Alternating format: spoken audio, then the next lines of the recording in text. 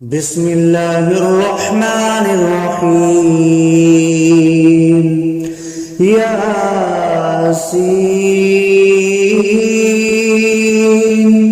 والقرآن الحكيم إنك لمن المرسلين على صراط مستقيم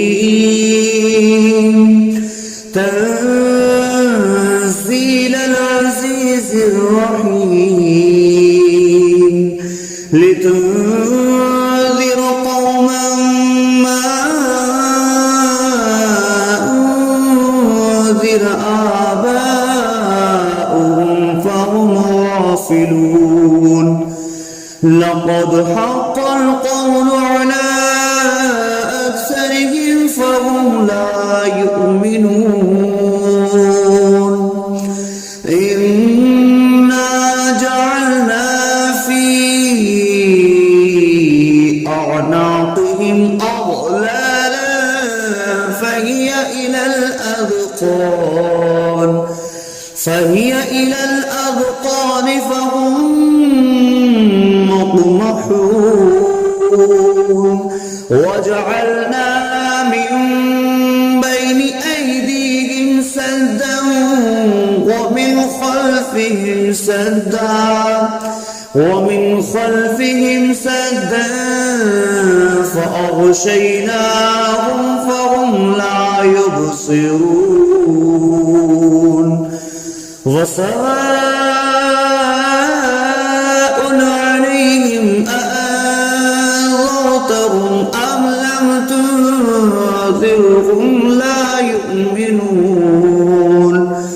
إنما تنذر من اتبع الذكر وخشي الرحمن بالغيب فبشره بمغفرة وأجر كريم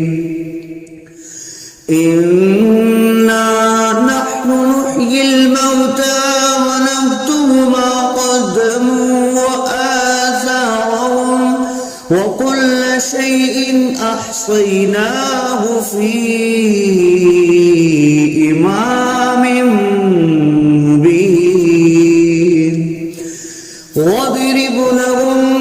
مثلا أصحاب القرية إذ جاءها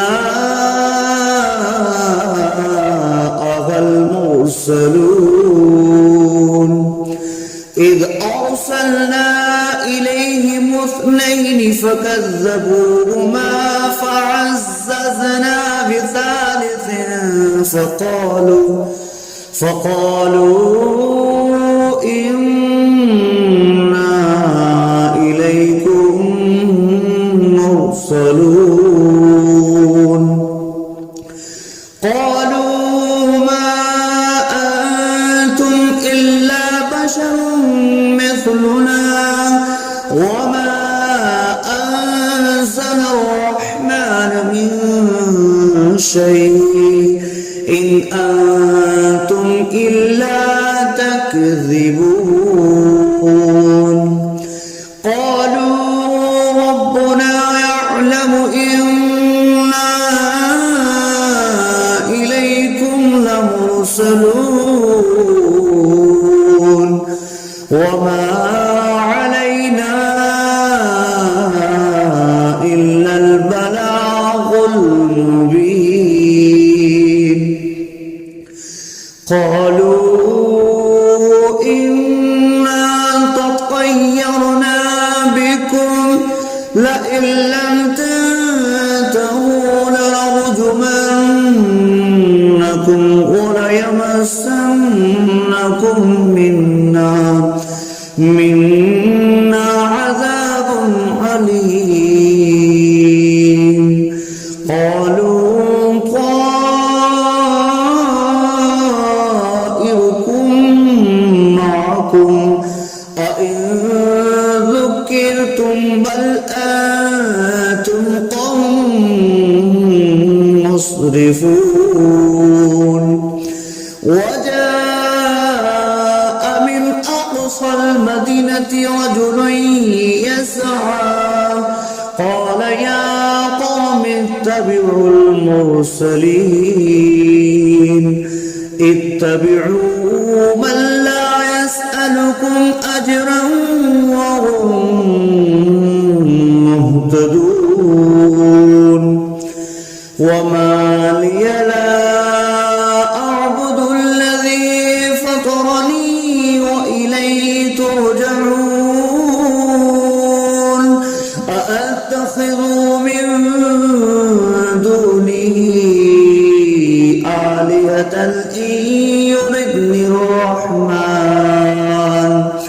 إن يردني الرحمن بضر لا تغن عني شفاعتهم شيئا ولا ينقذون إني إذا لفي ضلال مبين إني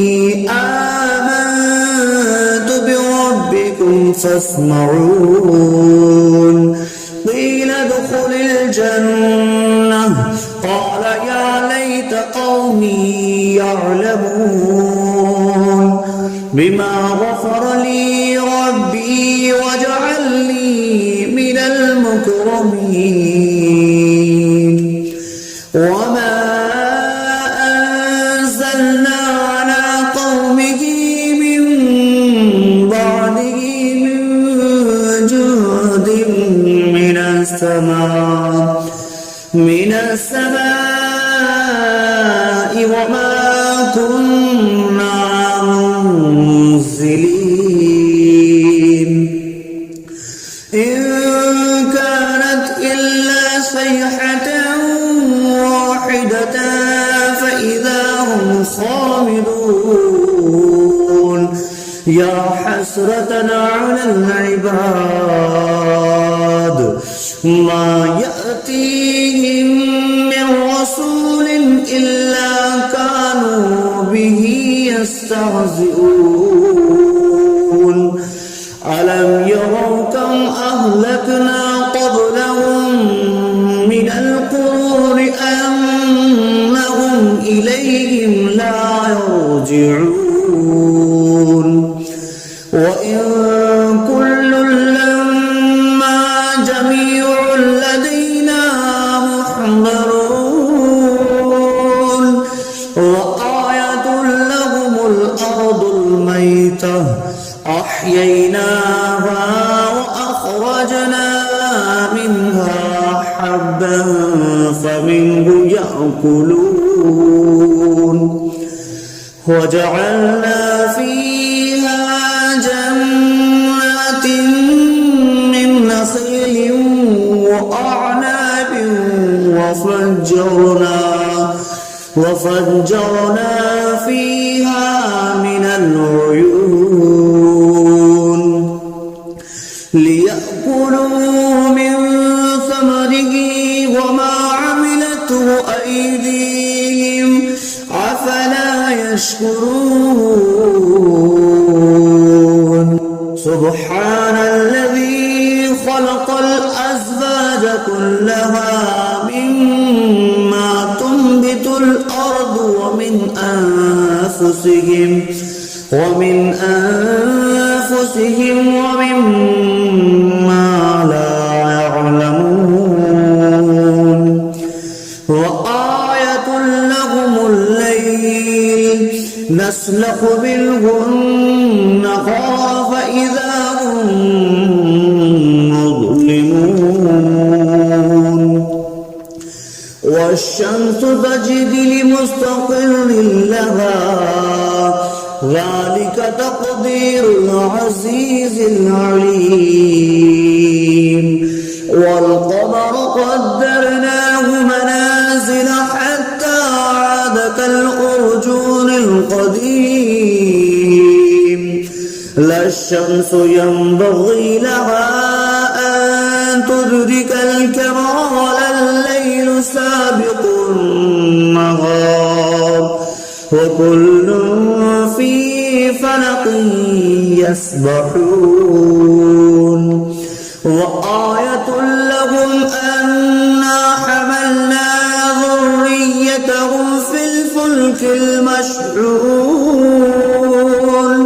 وخلقنا لهم من مثله ما يركبون وإن نشأ نغرقهم فلا صريخ لهم ولا هم ينقذون إلا رحمة منا ومتاعا إلى حين وإذا قيل لهم اتقوا ما بين أيديكم وما خلفكم لعلكم ترحمون وما تأتيهم من آية من آيات ربهم إلا كانوا عنها معرضين وإذا قيل لهم أنفقوا مما رزقكم الله قال الذين كفروا للذين آمنوا أنطعم من لو يشاء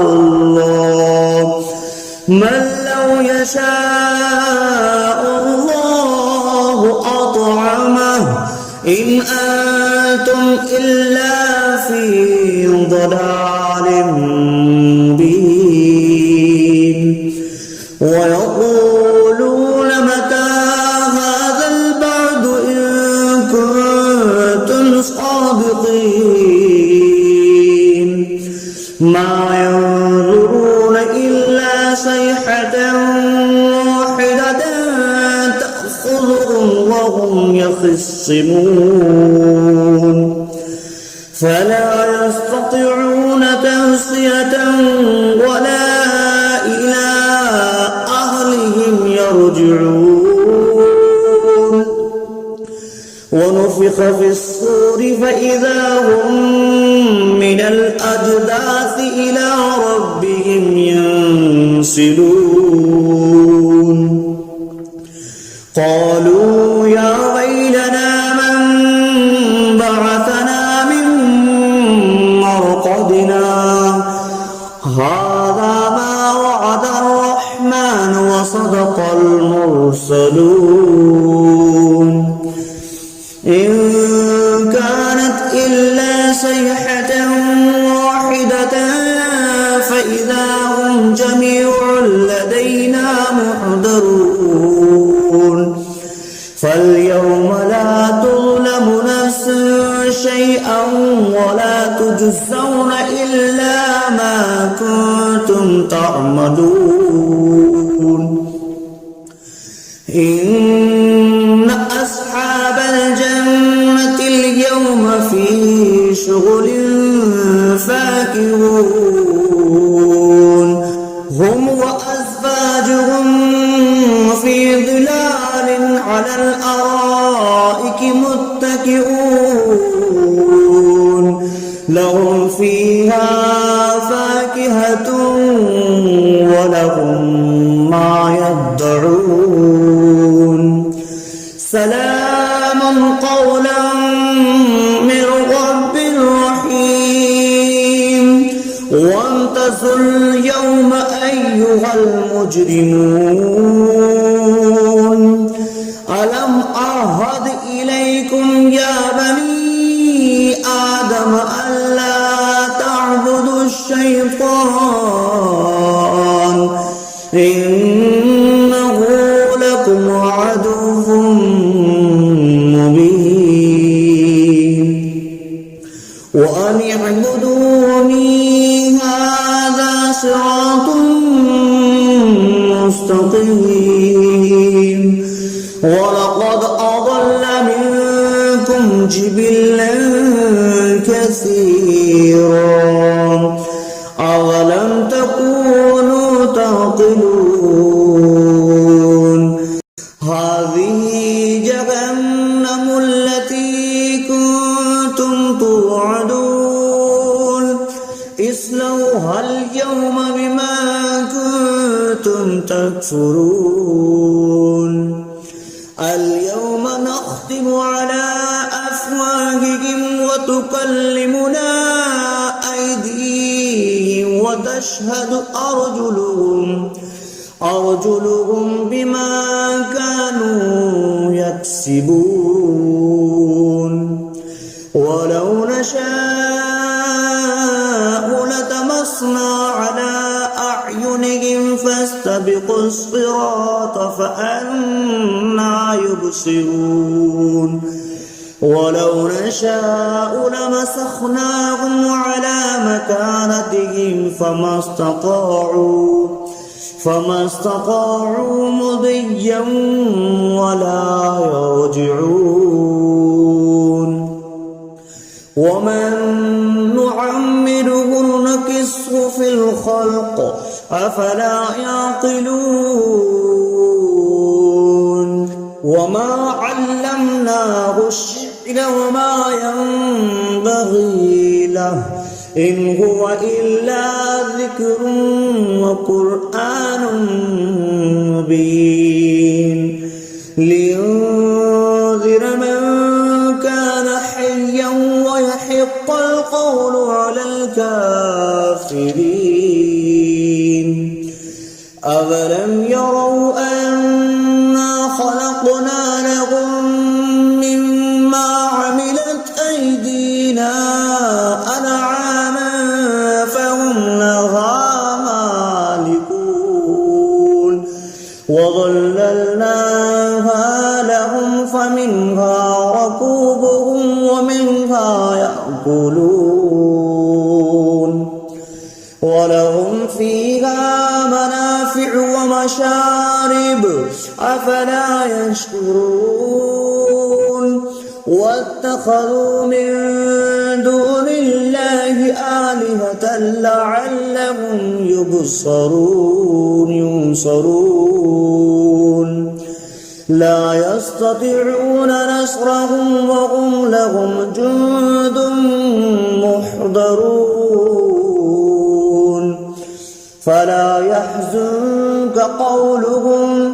إنا نعلم ما يسرون وما يعلنون أولم ير الإنسان أنا خلقناه من نطفة فإذا هو خصيم مبين وضرب لنا مثلا ونسي خلقه قال من يحيي العظام وهي رميم قل يحييها الذي أنشأها أول مرة وهو بكل خلق عليم الذي جعل لكم من الشجر الأخضر نارا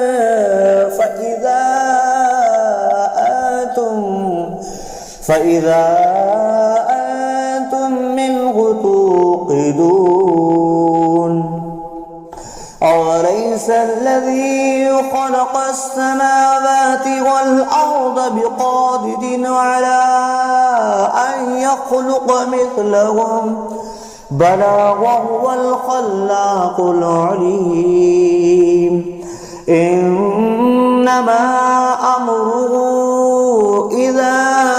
أراد شيئا أن يقول له كن فيكون فسبحان الذي بيده ملكوت كل شيء وإليه ترجعون بسم الله الرحمن الرحيم الرحمن علم القرآن خلق الإنسان علمه البيان الشمس والقمر بحسبان والنجم والشجر يسجدان والسماء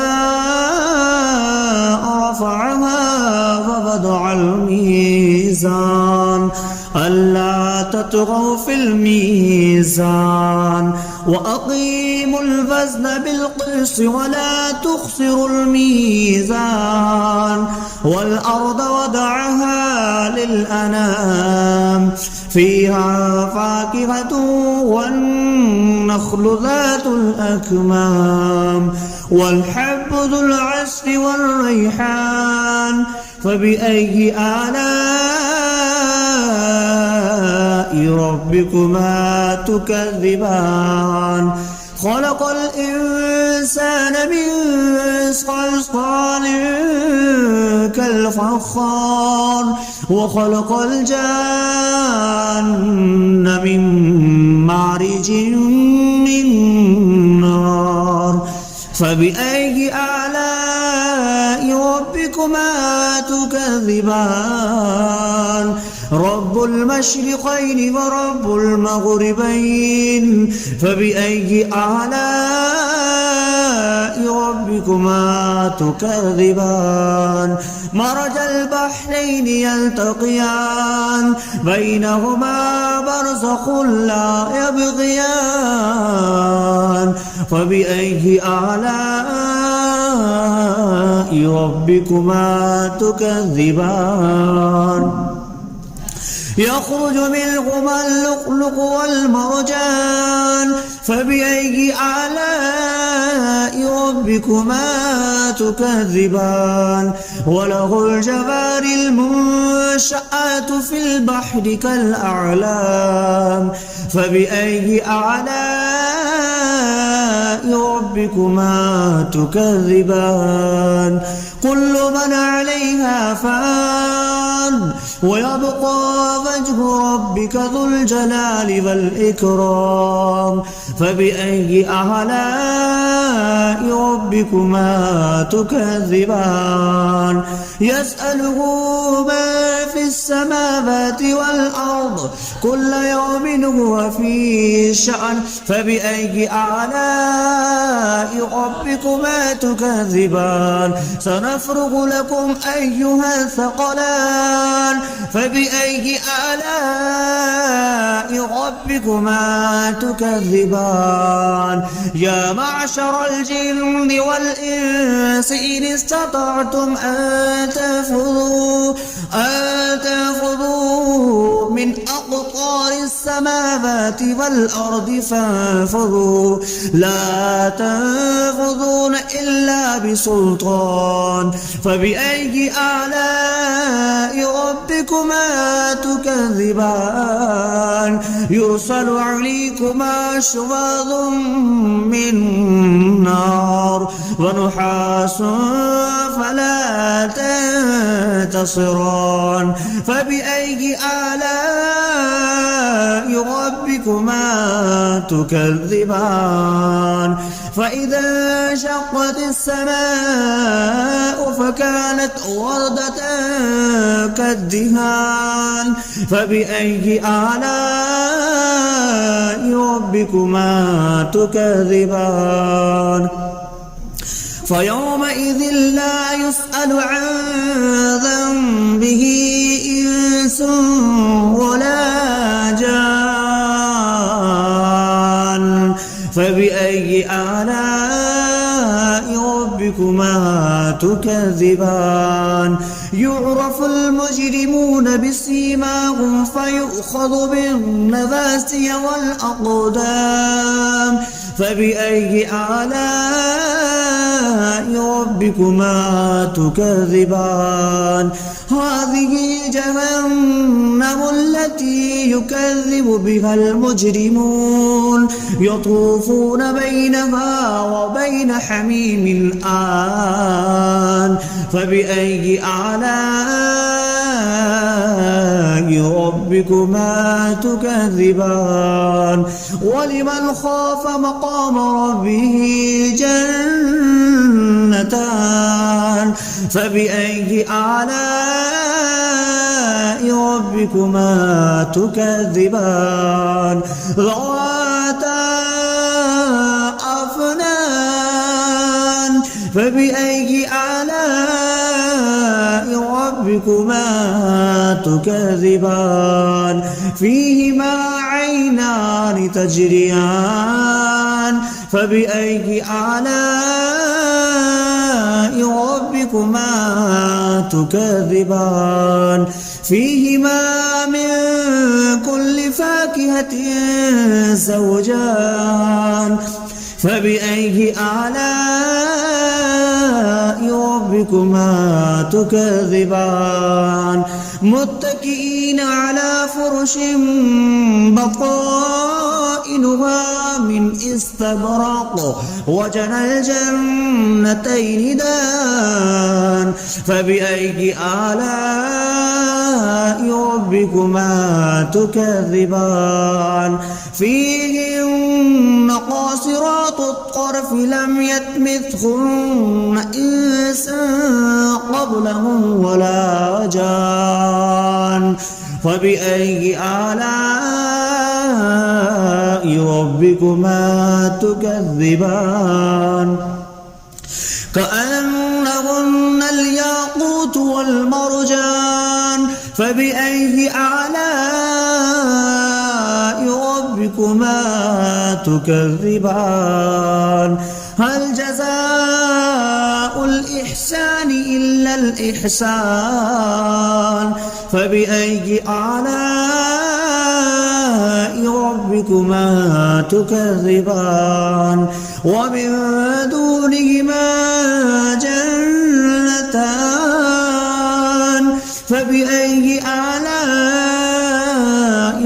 ربكما تكذبان مدهامتان فبأي آلاء ربكما تكذبان فيهما عينان نضختان فبأي آلاء ربكما تكذبان فيهما فاكهة ونخل والرمان فبأي آلاء